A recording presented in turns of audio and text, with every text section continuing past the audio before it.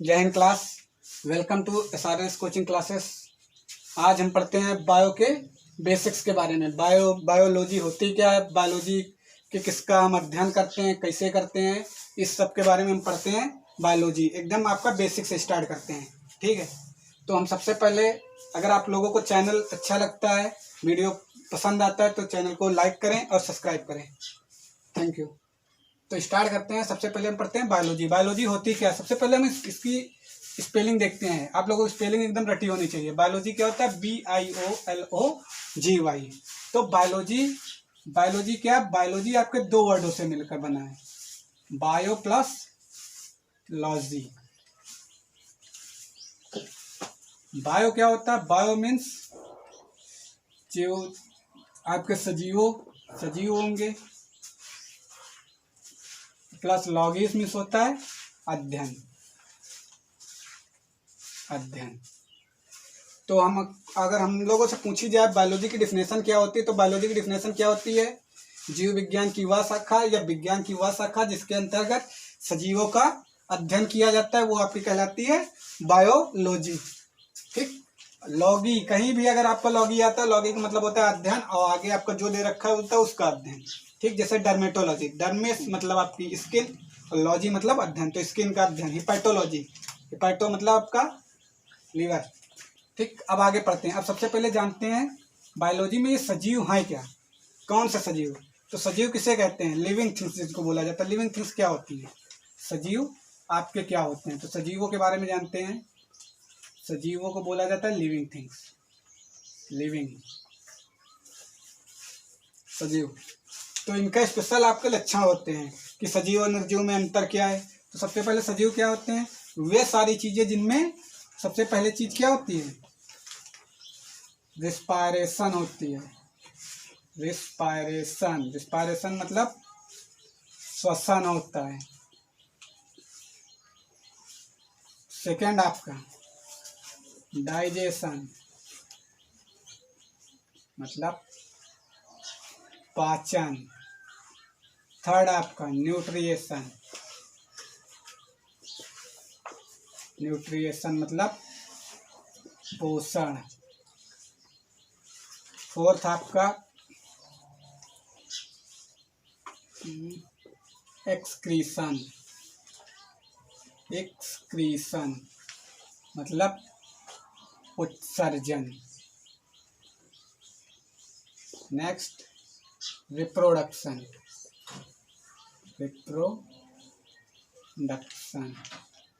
मतलब जनन। एंड आपका लास्ट है ग्रोथ मतलब आपकी वृद्धि। तो आपको स्पेशल इतने पॉइंट याद रखने हैं, आपके सजीवों के लक्षण है।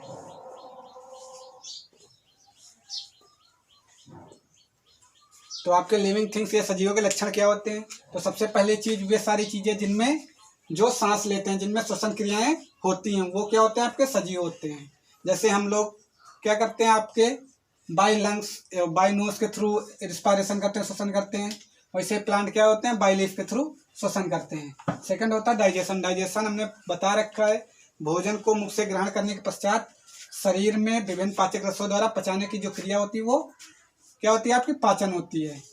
तो ये आपका हो जाएगा पाचन। थर्ड है न्यूट्रिशन।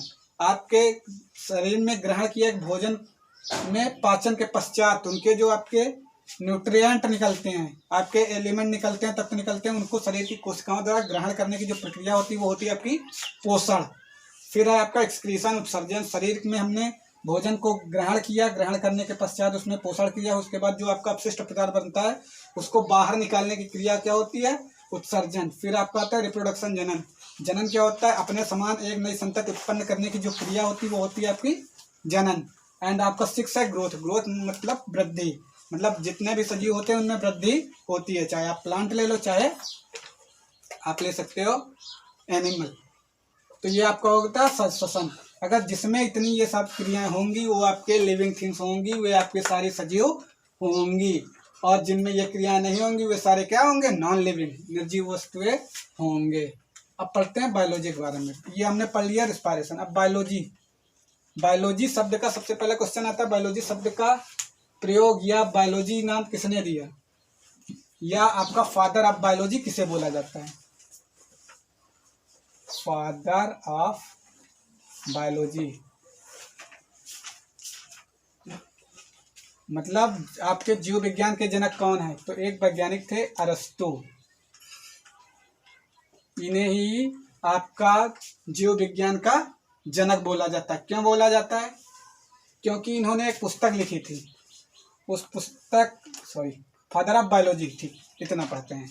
आपके अरस्तु को फादर ऑफ बायोलॉजी बोला जाता है, जंतु विज्ञान का जनक बोला जाता है। आगे जाके आपके बायोलॉजी कितने ब्रांचों में डिवाइड हुई? तो बायोलॉजी की आपकी जीव विज्ञान की शाखाएं कितनी होती है? तो अप्रॉक्सीमेटली 55 टू एबव, 55 से ज़्यादा आपकी जीव विज्ञान की शाखाएं होती है। बट जो हम लोग स्पेशली पढ़ते हैं अभी तक 2 पढ़ते हैं, एक जूलॉजी, सेकंड बॉटनी। तो आपकी बायोलॉजी आगे कैटेगराइज हो गई 2 पार्टों में। नंबर 1 जूलॉजी, इसको बोलते हैं जंतु विज्ञान, इसके बारे में पढ़ लेते हैं फिर नीचे चलते हैं। तो जंतु विज्ञान क्या होती है? विज्ञान की वह शाखा जिसके अंतर्गत जो मतलब होता है जंतु, हमने लॉजी बता रखा है, लॉजी मतलब अध्ययन। तो विज्ञान की वह शाखा या जीव विज्ञान की वह शाखा जिसके अंतर्गत जंतुओं का अध्ययन करते हैं, एनिमल्स का अध्ययन करते हैं, मैमल्स का अध्ययन करते हैं, वो आपका क्या होती है? जंतु विज्ञान होती है। इसके जो जनक होते हैं आपके फादर ऑफ, क्वेश्चन आता है father of biology, father of zoology, जंतु विज्ञान के जनक। तो इसके जनक आपके कौन है? इसके भी जनक आपके अरस्तु ही हैं। और अरस्तु ही क्यों हैं जंतु विज्ञान के जनक? क्योंकि इन्होंने एक पुस्तक लिखी थी,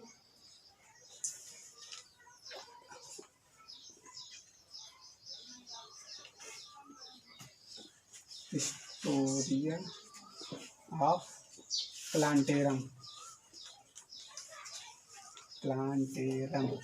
इन्होंने एक पुस्तक लिखी थी द हिस्टोरिया ऑफ प्लांटेरम, इसमें अब इन्होंने क्या खास लिखा था कि इनको जंतु विज्ञान का जनक बोला गया? तो इसमें इन्होंने अबव टू 500 एनिमल्स के क्या दिए थे? वैज्ञानिक नाम दिए थे। इसीलिए इन्हें जंतु विज्ञान का जनक बोला जाता है। फिर आपका आता है दूसरा बॉटनी। बॉटनी को आप लोग बोलते हैं वनस्पति विज्ञान,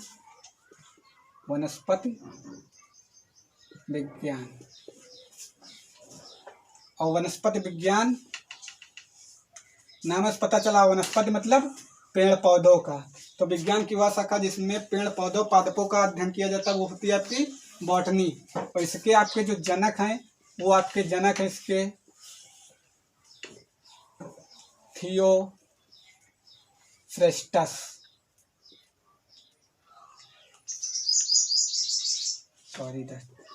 प्लांटेरम नहीं होगा यहाँ, यह होगा एनिमेलिया, क्योंकि इन्होंने जंतुओं का नाम दिया था। अब इनको ही क्यों बोला गया था? इन्होंने भी एक पुस्तक लिखी थी द हिस्टोरिया ऑफ प्लांटेरम। इसमें इन्होंने 500 से ज़्यादा प्लांट्स के वैज्ञानिक नाम दिए थे, इसीलिए इन्हें बोला जाता है वनस्पति विज्ञान का जनक। तो आप लोगों को पता चलेगा बायोलॉजी क्या होती है? जीव विज्ञान की वह शाखा जिसके अंतर्गत जीव जंतुओं पेड़ पौधों का अध्ययन किया जाता है, या वे सारी चीजें जिसमें लिविंग और नॉन लिविंग सजीव और निर्जीव वस्तुओं का अध्ययन किया जाता है वो होती है आपकी बायोलॉजी। फादर ऑफ बायोलॉजी किसे बोला जाता है? अरस्तु को बोला जाता है। अब पढ़ते हैं सजीवों के बारे में। सजीव क्या होते हैं? तो सजीव आपके क्या होते हैं? वे सारी चीजें जिनमें श्वसन होते हैं, जिनमें पाचन होता है, जिनमें पोषण होता है, जिनमें उत्सर्जन होता है, जिसमें जनन होता है और जिनमें वृद्धि होती है, वो आपके होते हैं सजीव। अब नेक्स्ट टॉपिक है आपका फादर ऑफ बायोलॉजी। हमने बता रखा है अरस्तु। आपकी ब्रांचें कितनी होती हैं? Approximately 55 to above, but specially हम 2 के बारे में पढ़ते हैं, पहला जूलॉजी, दूसरा बॉटनी, जंतु विज्ञान और वनस्पति विज्ञान। जंतु विज्ञान के जो जनक हैं आपके अरस्तु हैं। क्यों है? क्योंकि इन्होंने एक पुस्तक लिखी था हिस्टोरिया ऑफ एनिमेलिया, जिसमें इन्होंने 500 से ज़्यादा जंतुओं के वैज्ञानिक नाम दिए थे। सेकंड आपका है बॉटनी, वनस्पति विज्ञान, इसके जनक थियोफ्रेस्टस हैं। क्यों है? क्योंकि इन्होंने एक पुस्तक लिखी थी द स्टोरी ऑफ प्लांटेरियम, इसमें इन्होंने 500 से ज़्यादा पौधे के वैज्ञानिक नाम दिए थे। तो ये आपका हो गया बेसिक। ऐसे ही बहुत सारी ब्रांचें हैं जिनके बारे में अध्ययन करते हैं। जैसे आपका पहला चैप्टर आपका क्लास 9th में है, वो है आपका कोशिका विज्ञान, कोशिका के बारे में, जिसको इंग्लिश में बोला जाता है सेल्स। ठीक, कोशिका। तो कोशिकाओं का अध्ययन विज्ञान की जिस शाखा के अंतर्गत किया जाता है उसको बोला जाता है साइटोलॉजी। साइटोलॉजी लिख लेना आप लोग कायदे से, साइटोलॉजी। तो जीव विज्ञान की वह शाखा या जीव विज्ञान की वह शाखा जिसके अंतर्गत केवल कोशिकाओं का अध्ययन किया जाता है वो कहलाती है साइटोलॉजी। ठीक, अब इसके आगे का हम पढ़ते हैं नेक्स्ट वीडियो में। Thank you class, I hope आप लोगों को पसंद आया होगा। जय हिंद।